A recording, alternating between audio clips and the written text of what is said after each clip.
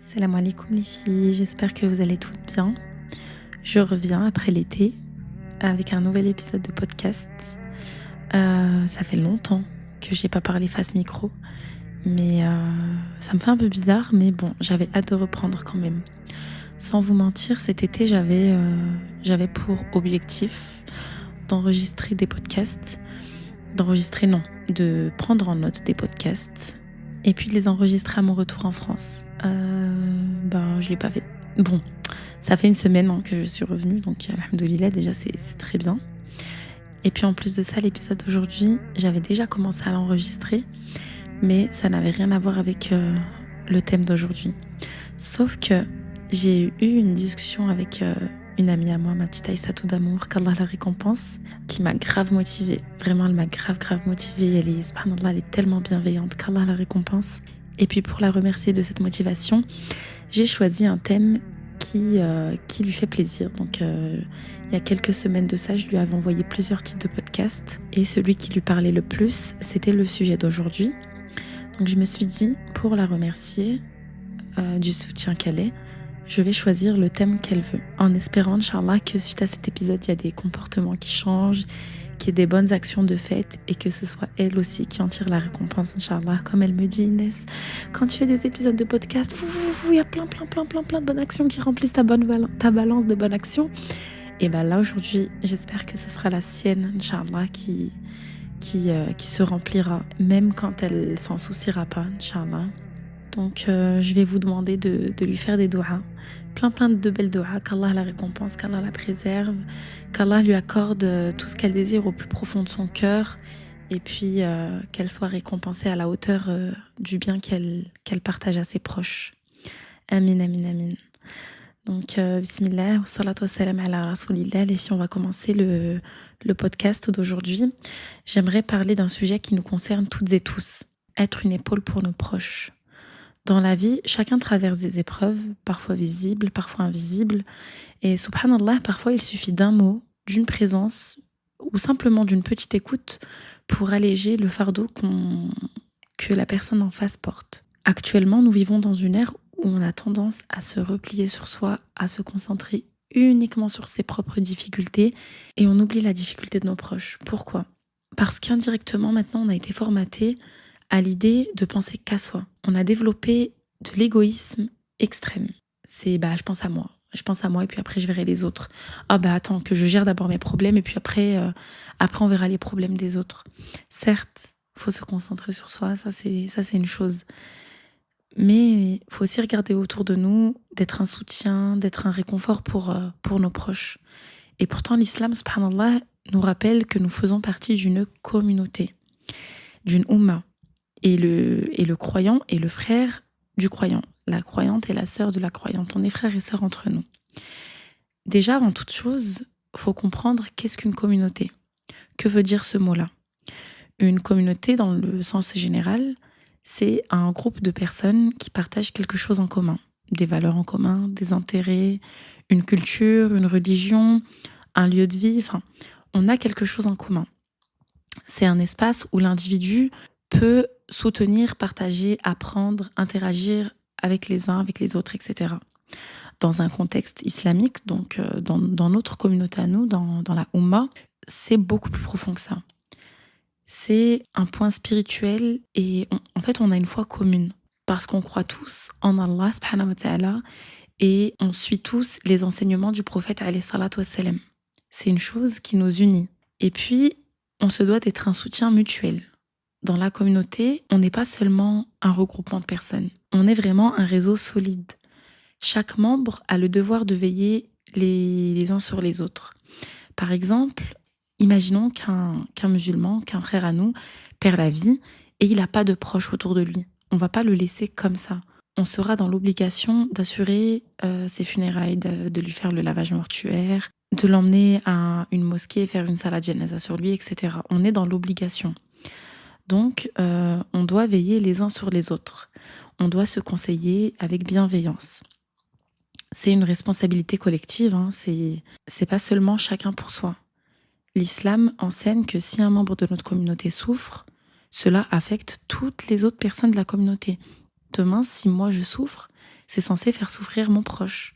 Demain, si moi je souffre, c'est censé faire souffrir mon voisin, ma voisine. Il y a un hadith du prophète alayhi salatu wassalam, qui nous dit « Le croyant pour le croyant est comme un bâtiment dont les parties se soutiennent mutuellement ». Ce qui signifie que la communauté, c'est un système de soutien en fait. On se soutient tous, on est tous des piliers les uns pour les autres. Une personne qui tombe, les autres doivent l'aider à se relever. C'est comme quand on voit quelqu'un pécher, on se doit d'être souciant pour la personne qui pêche. On se doit d'aller et lui dire non, c'est pas bon, le conseiller, avec bienveillance bien évidemment, mais le conseiller. Parce que on peut pas voir une personne face à nous et se dire bon bah c'est son problème. Et là, actuellement, c'est vraiment ce qu'on a adopté. Bah c'est son problème, c'est son souci, il va se faire enterrer tout seul. Bah ça me regarde pas. Ça revient et ça revient et ça revient souvent. Et c'est tellement triste. Donc en résumé, une communauté, c'est pas seulement un groupe d'individus. C'est un lien vivant, c'est un soutien, c'est une responsabilité, c'est une fraternité. En fait, chacun contribue au bien-être de l'autre, à la stabilité de l'autre. Donc dans cet épisode, Inch'Allah, je voudrais qu'on réfléchisse ensemble à ce que cela signifie réellement être là pour les autres. Mais aussi à apprendre à accepter qu'on a aussi parfois besoin, nous aussi, d'une épaule sur laquelle on peut se reposer. Parfois, quand on regarde autour de nous, on se rend compte que les cœurs sont tellement lourds. Subhanallah, tu sens que la personne, il y a quelque chose qui la pèse. Tu vas essayer de lui tirer les verres du nez, la bouche, elle reste fermée. Vraiment, c'est la personne, elle va se confier à toi, mais beaucoup plus tard en disant, mais quand je te demandais pourquoi tu me le disais pas, elle te dira, mais ça sert à rien. Ça sert à rien. Mais subhanallah, juste le fait de déposer ton fardeau à quelqu'un de confiance, c'est déjà une thérapie. Et pourtant, aujourd'hui, les thérapeutes, les psychologues, les coachs de vie, etc. sont hyper sollicités. Hyper sollicités, pourquoi ? Parce que on est dans une ère où psychologiquement, c'est compliqué. C'est compliqué. Et ce n'est pas une mauvaise chose, au contraire, de chercher de l'aide spécialisée. C'est une sagesse, alhamdoulilah, que ces personnes-là existent et qu'ils ont été formés là-dedans. Mais si tant de personnes se dirigent vers eux, c'est aussi parce qu'elles n'ont pas trouvé dans leur entourage une oreille attentive. Parce qu'elles ont été peut-être trop jugées trop vite, parce qu'elles ont peur de se confier, parce qu'elles se sont senties seules à un moment donné. Et c'est hyper compliqué. Et pourtant, combien de douleurs auraient pu être apaisées si nous avions dans nos familles, dans nos amitiés, des personnes sincèrement présentes, qui savent écouter sans curiosité, sans jugement.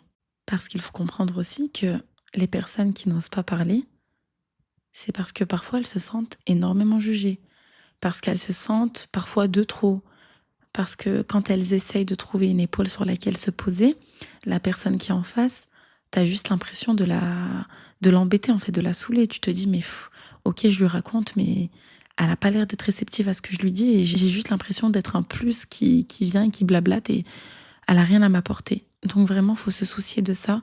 Et à l'inverse aussi, il y a des personnes qui aimeraient apporter de l'aide, mais elles ont tellement peur d'être blâmées, de se dire mais oui, mais elle est là que par curiosité, ou alors mais pourquoi elle me demande, la dernière fois j'avais besoin d'elle, elle n'a pas su me donner de son aide et puis là maintenant elle revient comme une fleur. Non. Peut-être que la dernière fois c'était pas ça, qu'aujourd'hui elle se remet en question et qu'aujourd'hui elle veut t'apporter de son aide. Subhanallah, à l'époque des pieux prédécesseurs, et même pas que les pieux prédécesseurs, même à l'époque de nos grands-parents, de nos arrière-grands-parents, enfin les générations avant nous, les liens étaient très différents. C'était mais tellement différent, subhanallah. On se souciait sincèrement de son voisin, de son frère, de sa sœur, de son ami, d'un proche, vraiment. Tout le monde se souciait de tout le monde. Certains délaissaient leur foyer, délaissaient leur confort pour apporter du soutien moral, du soutien psychologique, physique à la personne qui était en détresse. Il y avait une baraka dans les relations, mais Allahumma barak, c'était dingue. Aujourd'hui, beaucoup préfèrent détourner le regard, comme je vous ai dit, par peur d'être blâmés, de curiosité, ou simplement par insouciance. Et en fait, on vit comme ça. Bon, alhamdoulilah, qu'il reste encore des personnes sur qui on peut compter, qui, quand on a besoin, tu les trouves là à côté de toi. Quand un mal te touche, ils lâchent tout et puis ils viennent te voir. Mais c'est quand même devenu très très rare. Alors que l'islam nous rappelle une vérité claire, nous avons une responsabilité les uns envers les autres. Le prophète alayhi salatu wassalam nous dit aussi dans un hadith, le musulman est le frère du musulman. Il ne l'opprime pas et ne le laisse pas dans le besoin. Et puis ce hadith nous enseigne que la fraternité ne se limite pas qu'aux mots. Elle se traduit aussi en actes. Être l'épaule de quelqu'un, c'est incarner une fraternité dans sa vie quotidienne. Comme Allah nous dit aussi dans Surat al-Ma'ida, وَتَعَوَّنُوا عَلَى الْبِرِّ وَالتَّقْوَى. Et entraidez-vous dans l'accomplissement de la bonté et de la piété. De la bonté. L'entraide, c'est pas seulement que matériel. C'est aussi être là à réchauffer un cœur, à sécher une larme. Demain, tu as une sœur qui va pas bien à n'importe quelle heure, elle te trouve disponible pour elle. Et c'est pas trop pour toi.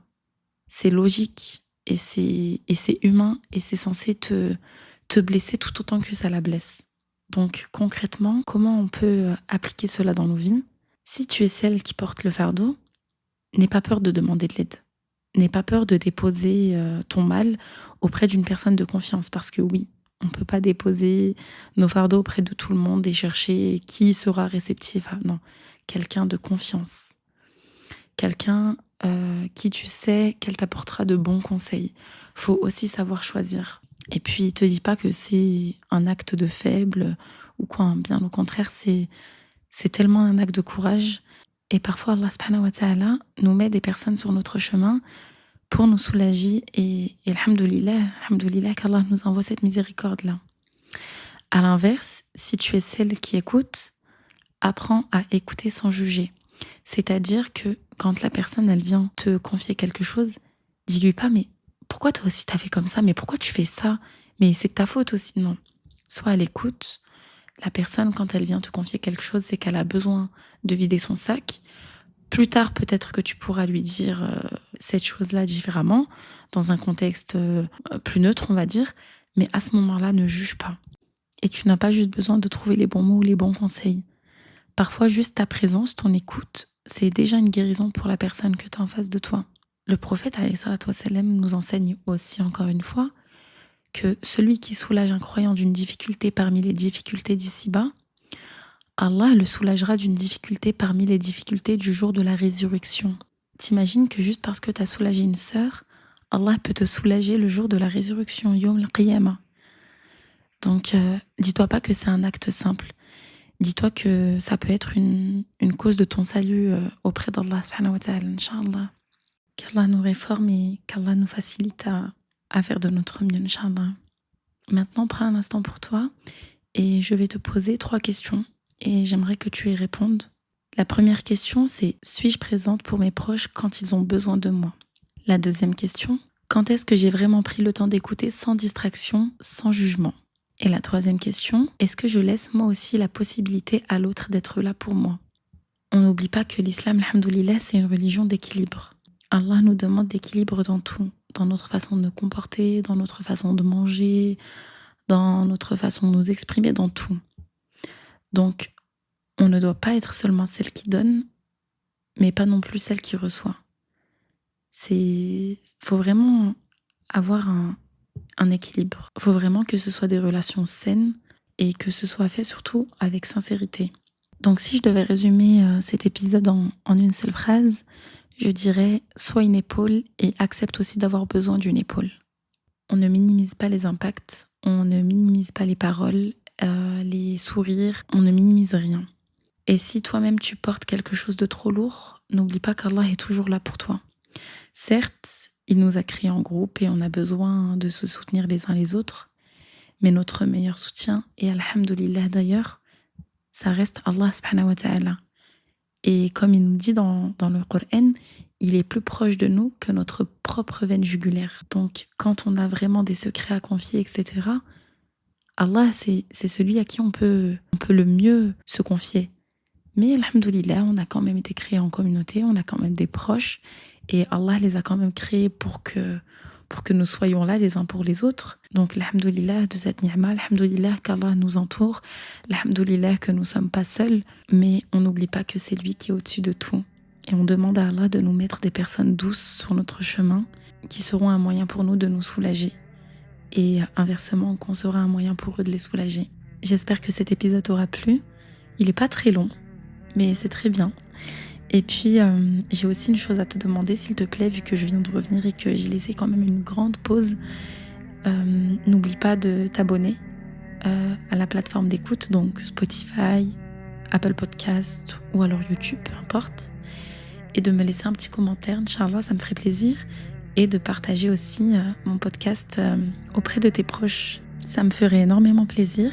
Et puis, comme nous demande Allah, wa ta'awanu 'ala al-birri wat taqwa. Et entraidez-vous dans la bonté et la piété. Et alhamdoulilah, c'est que des rappels bénéfiques que j'essaye de faire. On n'est pas là pour parler inutilement, on est là pour remplir notre balance de bonnes actions. Salam alaikum.